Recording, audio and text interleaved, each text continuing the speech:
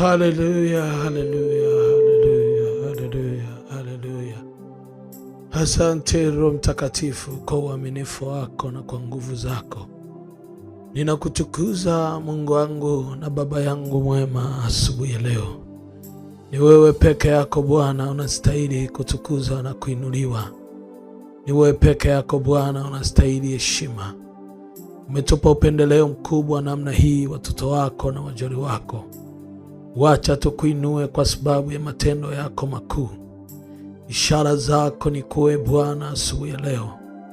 Watoto wako tumeinua mikono yetu tukikutukuza Bwana. Tukiinua jina lako na kulibariki Bwana asubuhi ya leo. Tunakuinulia Baba mioyo yetu Bwana. Tukikutukuza kwa sababu ya ukuu wako na uwezo wako wa ajabu. Niwe Bwana unastahili kutukuzwa. Niwe Bwana unastahili kuinuliwa.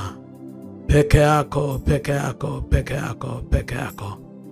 Ninaungana na maserafi na makerubi na wazee 24 na wale wenye uhai wanne Bwana, wanaokutukuza na kukuinua Bwana chini ya kiti chako cha rehema. Watoto wako Bwana, tukinyenyekea chini ya kiti chako cha rehema asubuhi ya leo Bwana, tukiomba toba na rehema Bwana. Yesu Kristo mwana wa Daudi, uliopigwa pale msalabani, kupitia damu yako Bwana ukatuosha na kutusafisha dhambi zetu na maovu yetu. Baba, tumeshuka kwenye kiti chako cha rehema tukiomba ile damu ya mwana kondoo iliyomwagika pale msalabani zetu ikaoshe mioyo yetu, katika jina la Yesu Kristo.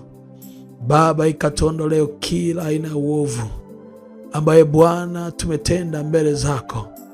Ni hakika hatujasimama sawasawa na utukufu wako, lakini tunahitaji neema yako Bwana asubuhi ya leo. Rikana ramando rukushana rabakuri basata. Neema yako Bwana tunahitaji tena Yesu Kristo. Hatuna Baba mwingine wa kutusaidia, ni wewe peke yako. Asubuhi ya leo tunahitaji nguvu zako zidhibitike. Mkono wako wa kimbingu Bwana ukatende kazi. Shike hata mmoja mmoja Bwana ambaye anaisikia sauti yako asubuhi ya leo. Yeyote aliyepaza moyo wake anatamani kukuona Baba, hakuone we Jehova, hakuone we mfalme. Mando rika rabasanda roko shanda ramakuria. Wakati ninaomba ninasikia sauti ya Mungu ya kwamba yuko mtu ambaye ameteseka kwa muda mrefu na kwa miaka mingi na anahitaji msaada.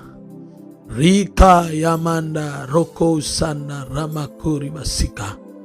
Inawezekana saa hii ndio umefungulia channel hii na unahitaji msaada wa Mungu, na mimi sijui umepita wapi, lakini nasikia Mungu ananiambia kwamba kuna mahali unapita huwezi kuvuka mwenyewe. Kuna mahali umepita unasikia umechoka na una namna ya kutoka. Kuna mahali umepita na una namna ya kunyanyuka kutoka hapo. Usiendelee kuwaza na usiendelee kulia, kwa sababu majira ya wokovu yamefika. Majira ya wokovu yamefika nyumbani mwako. Ndio maana leo umeisikia sauti hii.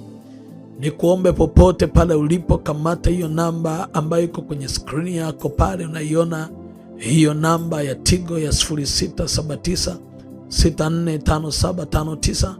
Weza kutuma message saa hii kupitia namba ya WhatsApp.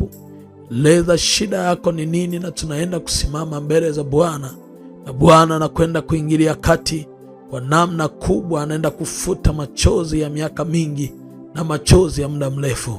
Robo sanda ramakuri basaka ya kamanda reke ya sano roko shanda rabakuria. Nguvu ya Mungu ni kubwa asubuhi ya leo. Inahitaji mtu mmoja ambaye anataka kuipokea nguvu. Nguvu kubwa asubuhi ya leo, kuna mtu mmoja anahitaji kuipokea. Bwana ameleta ukombozi na ukombozi umeshafika. Na saa hii ni saa ya ukombozi. Ndani yako unakuwa unasikia nguvu ya msukumo ya kusimama mbele za Bwana juu ya hiyo changamoto, na unafikiri kwamba imekushinda, na unafikiri kwamba unahitaji nguvu ya Mungu itende kazi asubuhi ya leo. Uko mkono wa Mungu asubuhi ya leo unakwenda kudhihirika. Uko mkono wa Mungu asubuhi ya leo unakwenda kudhibitika. Robo shanda ramakuri basaka yamando rika rabasanda rabo shaka ramakuri basika yanda remando sakaba roko shanda ramakuria ria sanda ramakuri basanda resekerere shendere kora basika.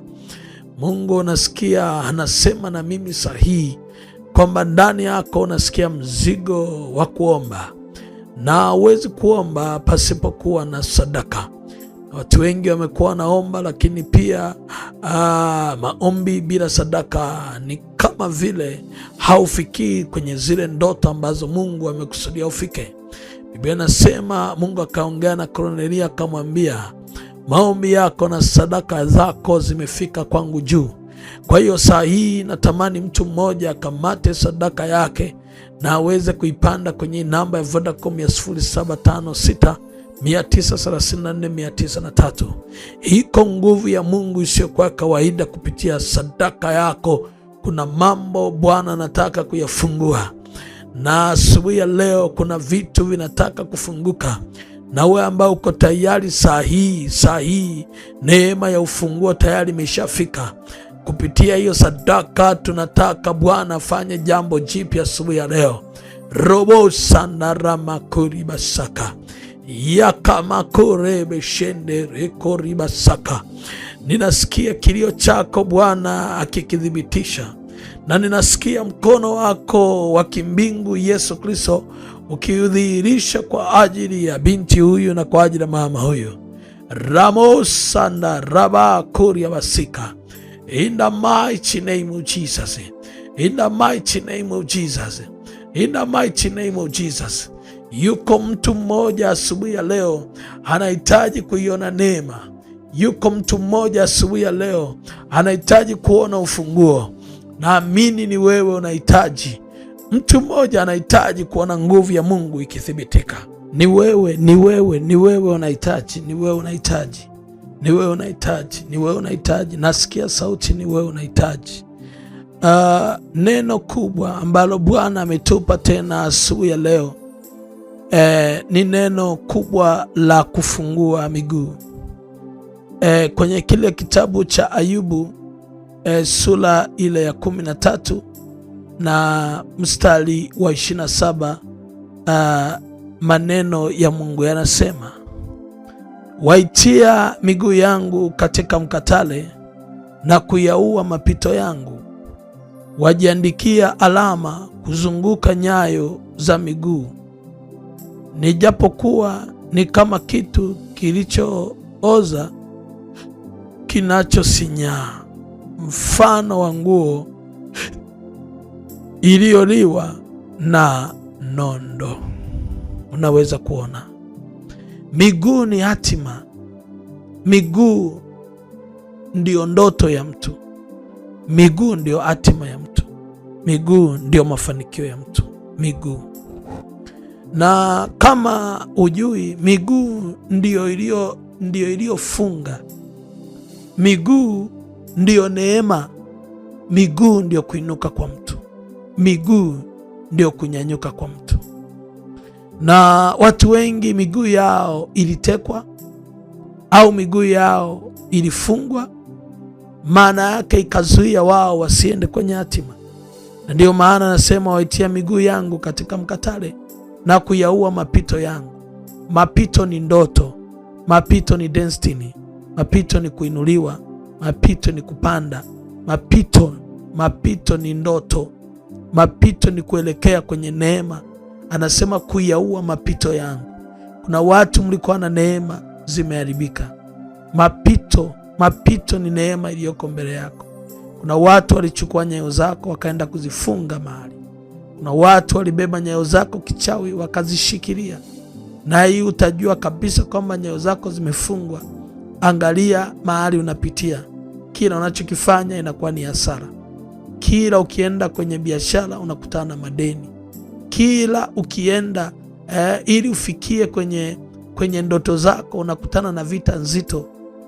Kila ukienda kuanzisha miradi na kufa. Umeenda site unarudi mikono mitupu. Kila kitu unachojaribu kukifanya kimeharibika kabisa. Maana yake ndoto yako imeharibika. Imefika mahali haupigi hatua kwa namna yoyote. Kila unachokishika unakutana na mapambano mazito sana. Umeelewa? Sasa hapa huwezi kutoka kwa namna yoyote. Lazima tuikomboe miguu yako. Kuna namna waliifunga, kuna namna waliishika, kuna namna walizuia miguu, kuna namna miguu walienda wakaifungia, kuna namna miguu yako waliishika, kuna namna miguu yako waliifunga. Hakuna namna anaweza kutoka hapa zaidi ya kufungua miguu yako. Na ndio maana Mungu amenipa upako asubuhi ya leo wa kufungua miguu yako.